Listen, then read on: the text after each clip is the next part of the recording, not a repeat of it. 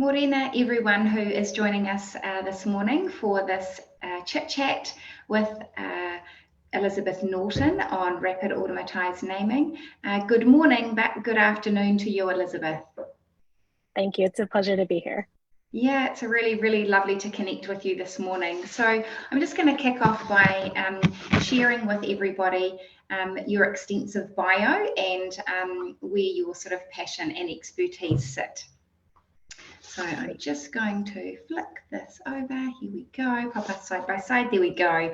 Elizabeth Norton, or Dr. Elizabeth Norton, is an associate professor in the Department of Communication Sciences and Disorders at Northwestern University in Evanston, Illinois, or she tells me I can say Chicago, in the United States, where Elizabeth directs the Language Education and Reading Neuroscience, or Learn Lab. Elizabeth's research combines behavioural and brain measures and seeks to understand typical development as well as reading, language and neurodevelopmental disorders. Elizabeth, I'm going to say perhaps in a former life or previously, was a high school teacher for students with dyslexia and is particularly interested in understanding individual differences and working toward early identification and intervention for language and reading disabilities.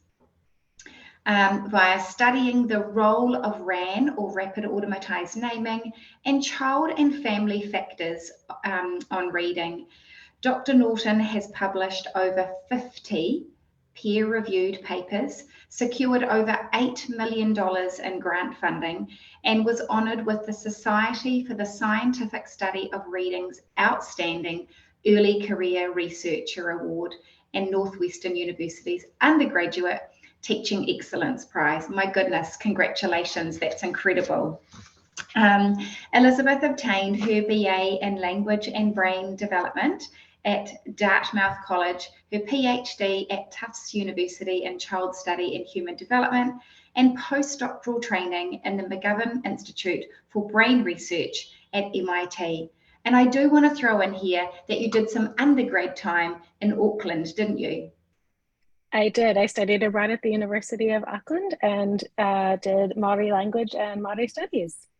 Amazing, awesome. I'm sure that we will likely have some Kiwis who think they've got a little bit of a claim to you when you share that with us. So yeah, really nice to forge that connection with you, and really looking forward to this chat today where we come into talking about rapid automatised naming. I myself have been working in a secondary school setting this week with students who present, some whom present with dyslexia, and many who are likely to be undiagnosed dyslexics and requiring extensive intervention. So shall we kick off our chat this morning with you sharing with us what actually is rapid automatised naming, or RAN as many people like to call it? Certainly, it's much less of a mouthful to call it RAN. And one of the reasons that I became interested in studying RAN is it is a surprisingly appearing very simple task. So in a RAN task, we ask a person to name an array or a grid of familiar items as quickly and accurately as they can. And we essentially time the amount of time it takes for the person to name each of these familiar items that are repeated multiple times in the grid. And there are a couple of key ingredients that I mentioned there. So for it to be a truly RAN task and not just a speeded task or a naming task, but to be a RAN task, it has to be a series of items presented all at once so that we invoke some of the same processes involved in reading of looking across a page left to right, going from top to bottom, and having to kind of keep up that serial ongoing attention and awareness of the task. The items also have to be familiar. So a question I'm asked very often is, how does RAN differ from a letter fluency task or a letter naming task? And often those tasks have many different letters, perhaps all the letters of the alphabet. They might be in different cases and fonts and things like that. But the idea of RAN is to really distill the process down to the most basic elements. And so we want children to name things they're familiar with, and once they're familiar with letters, naming of letters or numbers is a more strong predictor of reading than is naming colors or objects. But as soon as a child can do a RAN task and name colors or objects, we can assess them. And so as young as often 4 years of age, we can do that. And what I hope we'll get to talk a lot about today is that RAN is a very strong predictor of later reading ability, not just speed and fluency, but accuracy and even decoding as well.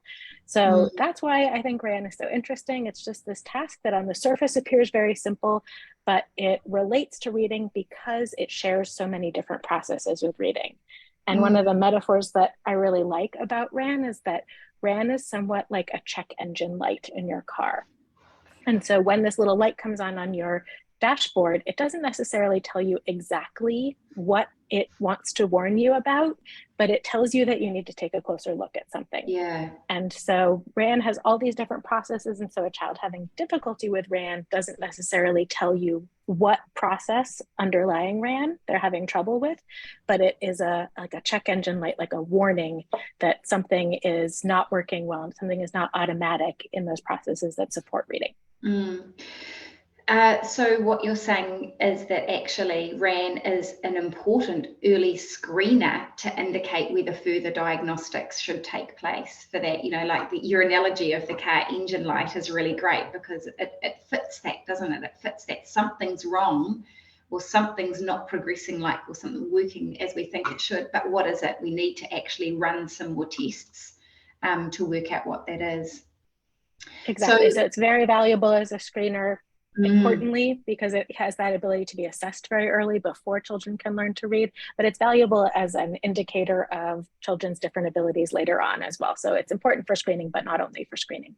Yeah, so the key things that you talked about were it's a task that would be administered really quickly. It would be a task that mirrors the reading process in terms of directionality, left to right.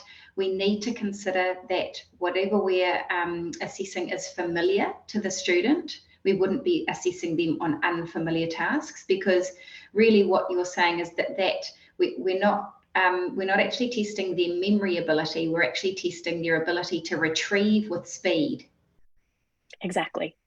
And you also said that I'm going to say potentially, you didn't say exactly this, but potentially research might indicate that the naming of letters or the naming of numbers gives a more accurate prediction of what's going on for that student, or is more reliable than the use of naming with colours.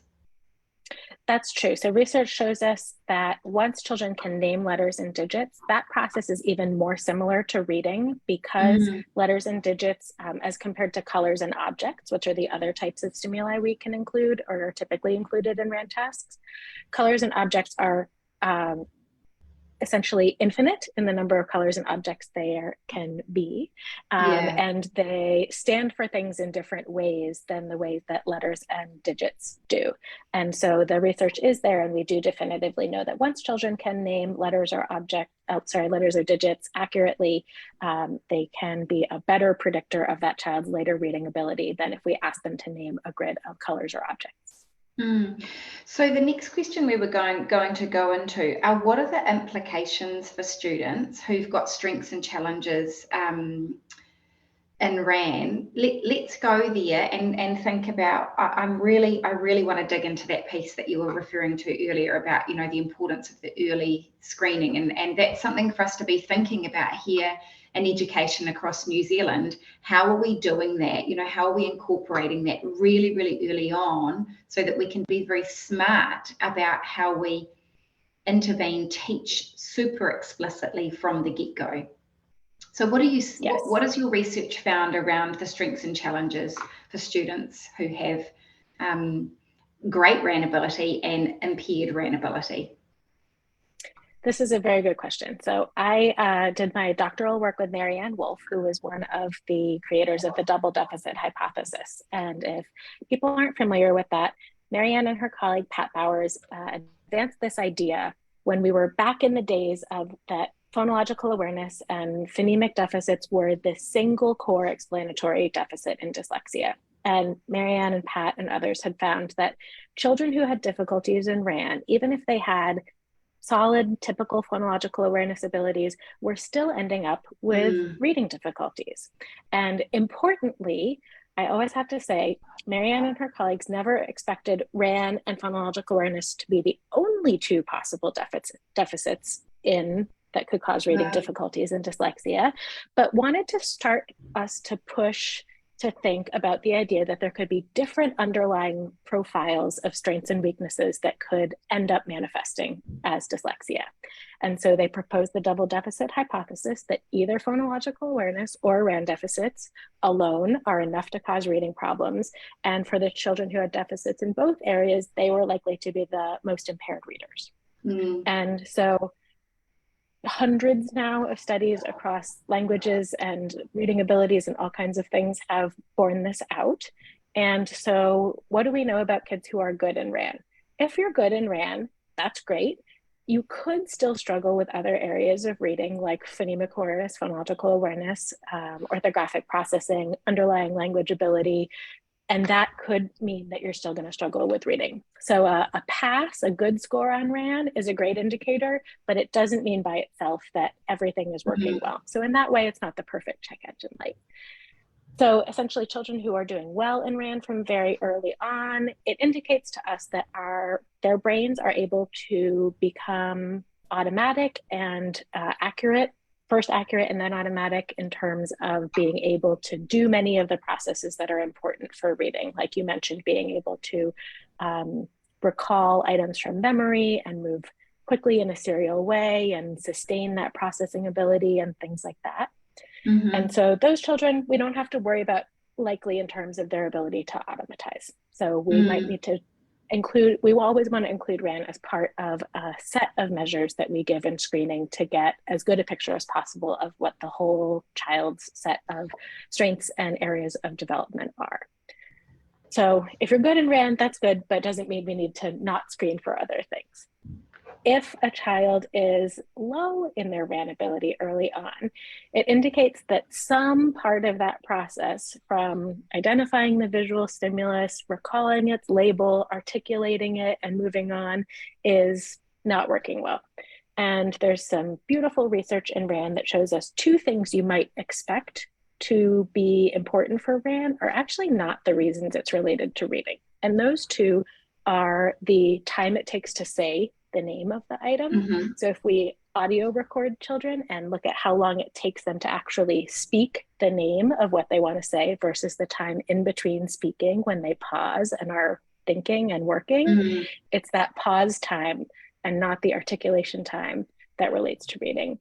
And the other thing to know is that RAN is more than just eye movements. So as I think many of us all know, there are all of these myths about dyslexia being so visually based and things like that. So it's also not just your ability to move your eyes from item to item, but it's that ability to, in an ongoing, continuous way, be able to process symbolic information and link it with meaning, and also then be able to articulate it.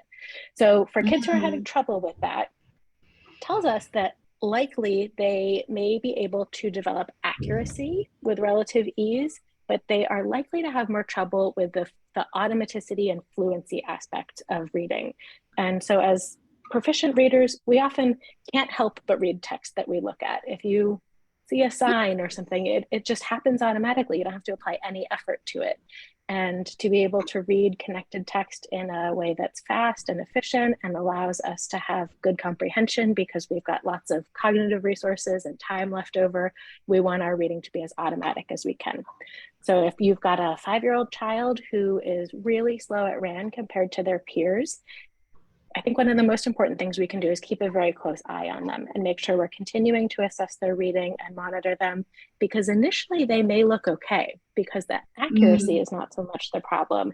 But as the demands of reading increase and they need to be reading with greater efficiency and speed and working their way up from single words to text and to comprehension, that is likely when those difficulties may emerge. And I think to your point, why so many older students may be missed, because they may have early accuracy and kind of skate through on that, but the building of all of the automaticity that they need to be really skilled readers and to be able to learn from reading, learn from text, is going to be something that they're likely to struggle with.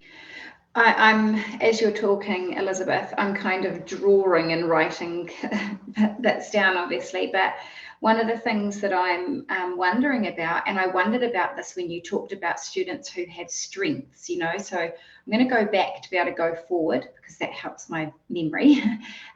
So what you mentioned was that students who have strengths in rapid automatized naming, or RAN, show us through that early screen that it's likely, if they are able to do that, that their brains can be accurate and they can become automatic through the reading process.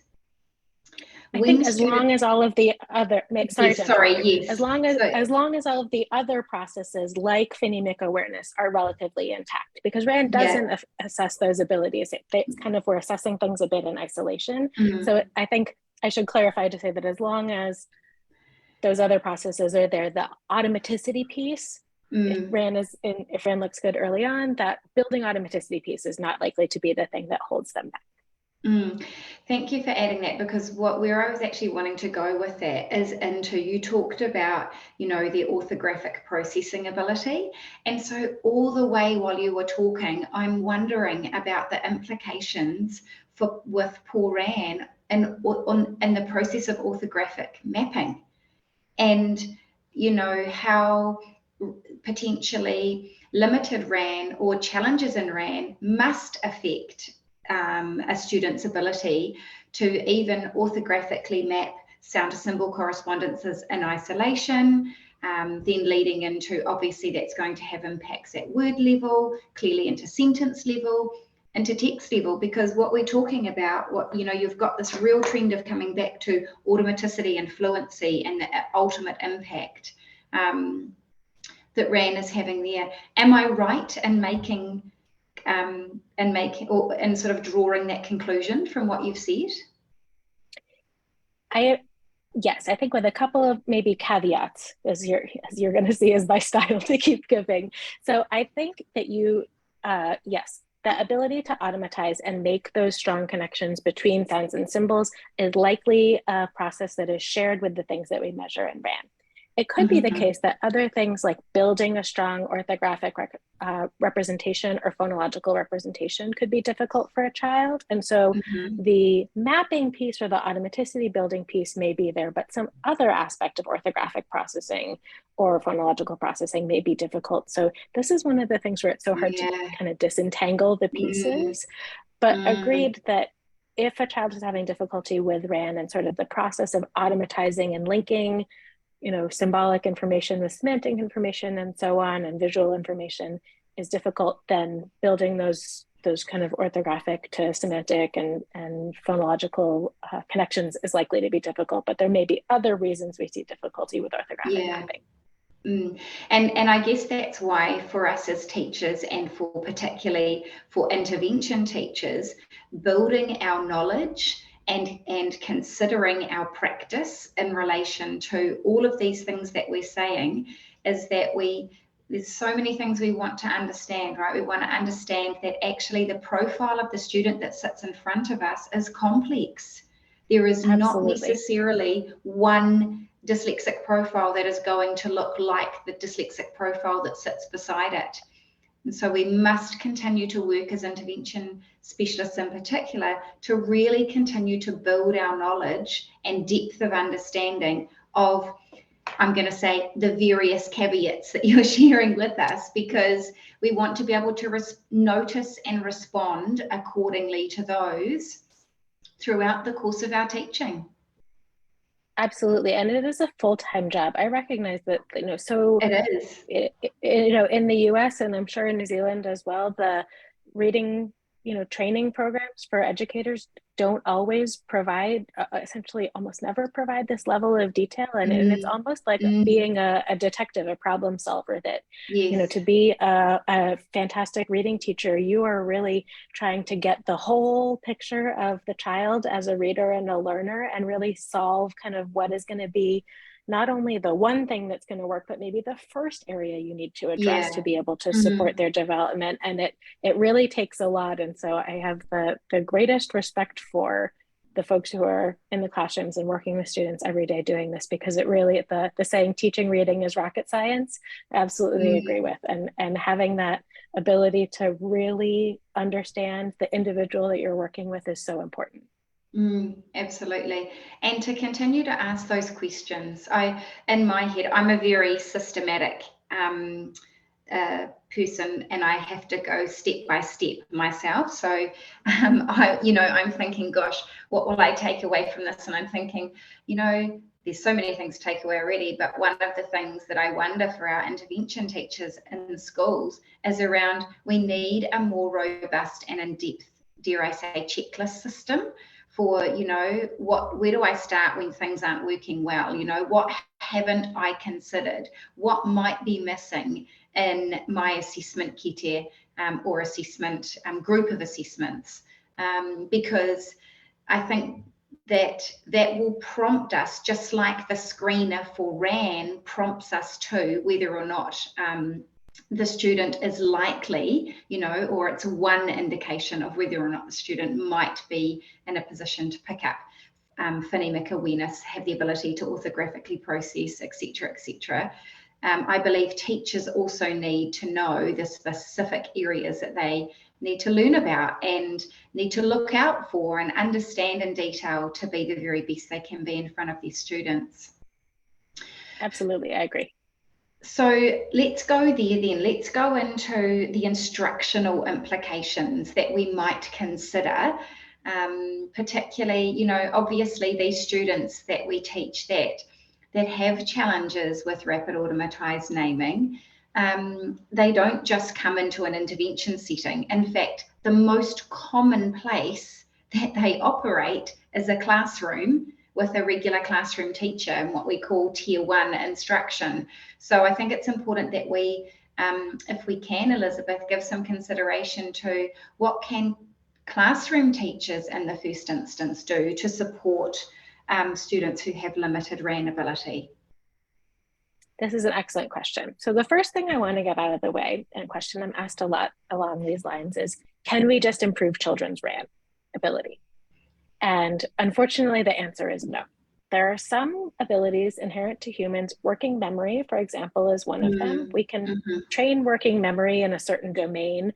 Like if you really, really practice following the location of a square around on the screen, you can get better at following, 3 spots ago, where was that square? But it doesn't make you better at remembering somebody's phone number. And remembering that string of digits. And RAN is similar. So there have been some studies that have tried to improve RAN. Students might get a little bit faster on RAN, but importantly, that doesn't meaningfully make their reading better. So in the same way that if your car was braking and the check engine light kept going on, what you wouldn't want to do is get better at turning off the check engine light. You would want to go in and find the underlying problem. So what do we do for those students with low RAN? So there is less systematic research on this question. So this can be a little bit more speculative than some of the other things that I've said, to be totally clear. But if you're going to have a student who's going to likely have trouble automatizing a lot of these processes, the first thing that we always need to do before we build automaticity is build accuracy. So making sure that they have a strong foundation in phonemic awareness, in letter sound correspondences, building up those foundational skills as much as possible. And then for a lot of students, and having worked with high school students with dyslexia who struggled for a long time and had high quality foundations and lots of support in these areas, often one of the things that we can do is build up all of the other skills that are going to support their reading ability. And one of those big ones is spoken language comprehension. So making sure that students are building their vocabulary and their morphological knowledge and semantic knowledge and all of these things to make the process as streamlined as possible when they are reading connected text, that it's not their vocabulary also holding them back, or their lack of familiarity with common morphemes and things like that, because they're less likely to be fast and efficient. And so we want them to have every other kind of advantage and tool at their disposal, and almost have that as a compensatory strategy in some way to balance out the lack of automaticity. So it's building those foundational skills to the highest degree of accuracy that we can, and then building other skills around it. And one more thing I want to point out that often goes around with this is folks say, well, I've heard that repeated reading the same passage over and over is probably a good way to build fluency. So I just wrote an article about this that I'm hoping will be accepted soon and I can share with you, diving into the evidence on repeated reading, because it's so commonly used and there's good evidence, good science out there. And what the evidence shows is that repeated reading is no better than reading an equal amount of varied text in terms of improving fluency and comprehension. So I think for some students, getting that sense of what it feels like to be a fluent automatic reader through a little bit of repeated reading, or if the goal of reading is to really extract some deep information specific to that text passage, repeated reading can be a good strategy. But repeated reading on its own as a way to help students build fluency for unfamiliar text is no better when you do it in the same amount as broad reading. And the data show us that broad reading is preferred by students. Students have a better experience, which is important. We don't want, unhappy struggling readers on top of struggling readers. And students have more opportunities from broad reading to encounter different vocabulary words, improve their background knowledge, and things like that. Amazing. Absolutely amazing. I find it really interesting around what's exciting here in New Zealand is that what you've suggested in terms of the focus around building accuracy. I wrote down, building accuracy in phonological and phonemic awareness, building accuracy in sound to symbol correspondences, building vocab, semantic knowledge, morphological knowledge.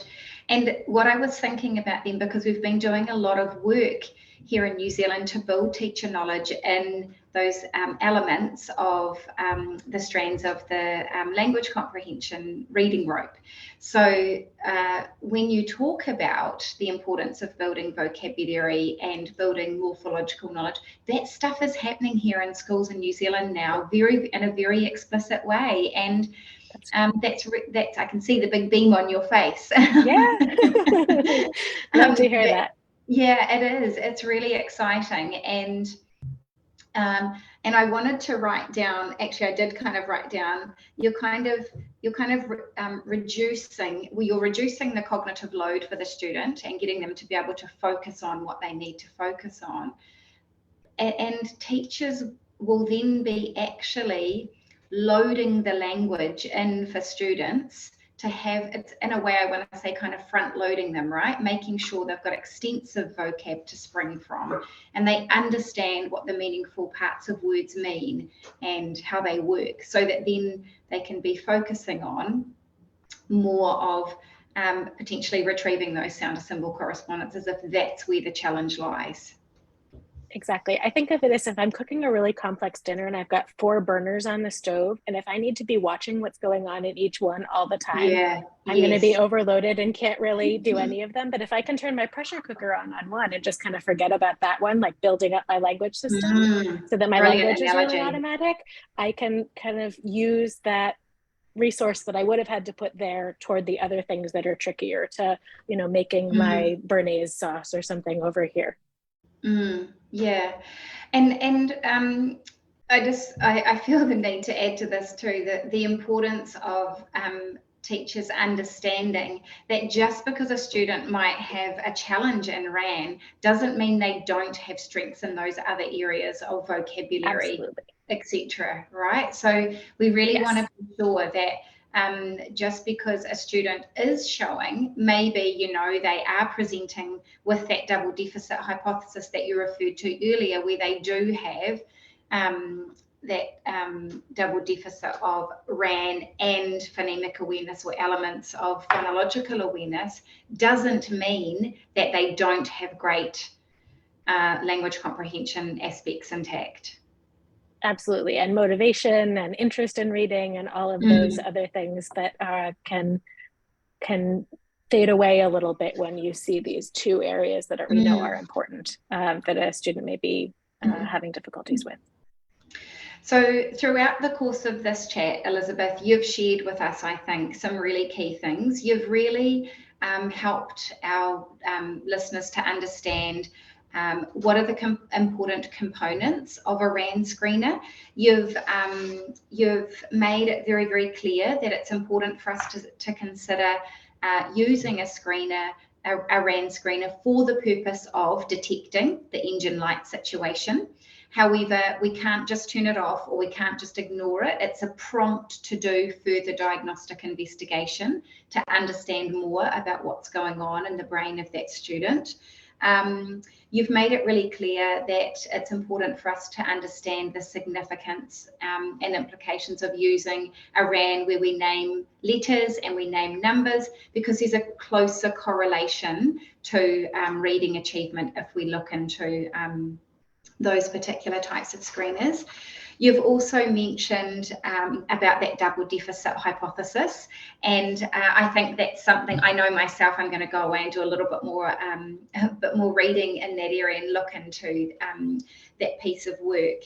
And I think that we all work with students who may present with dyslexia, but some progress faster than others. And what we want to be continuing to understand is that there might be a reason why some progress more than others, and it may be something to do with some of the different combinations of challenges that those students have going on. And also how that, if I may add, if the combination of what each child's profile is, and also how that aligns with the type of instruction that they are receiving. Absolutely. So you could have a child who's got great phonemic awareness, and you've got your school district has a wonderful, really high quality phonemic awareness program, and you're really well trained in that. And if you go support their phonemic awareness, it's not going to support their reading growth because they're already doing well in that area. Yeah. And so really that tailoring approach and treating each child as an individual that you mentioned, I think is so important to underscore. Yeah, thank you for adding that. You talked about the strengths and challenges of RAN, and you talked about the importance of, in our classrooms, building foundation skills to accuracy. And I'm going to be really honest and say that's one of my biggest takeaways, or most kind of relevant pieces when I think about what's happening here across New Zealand. There are many teachers who are working really, really hard to build their knowledge and understanding about the reading brain. They are working really, really hard to adjust their practice and implement a more structured literacy practice that aligns with the principles and elements of structured literacy. And from that is coming a deeper understanding about all those elements of the reading rope, all of the different factors that influence reading development, like RAN that we're talking about today. And then you also touched on the importance of building vocabulary, like you used your four different burners, or 4 elements, as we would say here. You're going to find it pretty tricky to monitor all of that at the same time. If you were to give a message, Elizabeth, to your big message to teachers here in New Zealand who teach in the classroom and in intervention, what would the big key takeaway message be for those teachers? First takeaway message is thank you, and I appreciate you from very far across the world, and keep fighting the good fight. And then to get into details beyond that, I think I would say, when possible, advocate for RAN screening as part of a comprehensive screening, because we know how important early identification is. And if you are one of their teachers, you know how you have seen students who feel like they have failed at their first job in school of learning to read. And we also know from neuroscience how much more plastic and flexible our brains are early on. So advocate for accurate screening as a way to start this process as soon as possible. Do not wait until students are in year 3 or 4, or like I saw them in 9 or 10 or 11 or 12. That is probably one of the things that I think is so great about RAN. You can administer a RAN task in 1 minute. If you don't have access to a published standardized norm one, you can make one that you can use in your classroom. And so I think that is the biggest takeaway for me is that RAN is this powerful tool we can use early in screening, and it's useful in all the ways you mentioned for also just understanding the full picture of the child's reading and language and cognitive ability, but it is elegant and exciting in its screening. And I'd be glad to share either on your website, the Learning Matters website, or I can put a link to our lab website where we have all of our papers on this freely available, importantly, not behind those paywalls. And we've got a great meta-analysis where we analyzed 60 studies over 10,000 children in English, showing how all of the different factors about RAN tasks and reading tasks, how RAN in age 5 kindergarten is an excellent predictor of every type of reading, but most strongly for reading fluency later on. Amazing. Thank you so much. This has been really, really insightful, Elizabeth, and I want to just congratulate you on all you have achieved. My goodness, all of those peer-reviewed research study or research papers. I'm in awe of your commitment to this focus area, and thank you so much for being so willing to give up some of your time and freely share your knowledge to help other educators across New Zealand and potentially further afield to just understand the impact, what RAN is, the impacts of RAN, and the significance that it has on reading development. For everybody who is listening with us today, our next Chit Chat, which is actually next week, is going to be with Corrine Weaver, who has led the Right to Read initiative across the United States. So really, really looking forward to connecting with Corrine next week. So other than that, thank you so much, Elizabeth. And we'll say goodbye to everybody. Have a fantastic Friday to everyone who's watching here in New Zealand.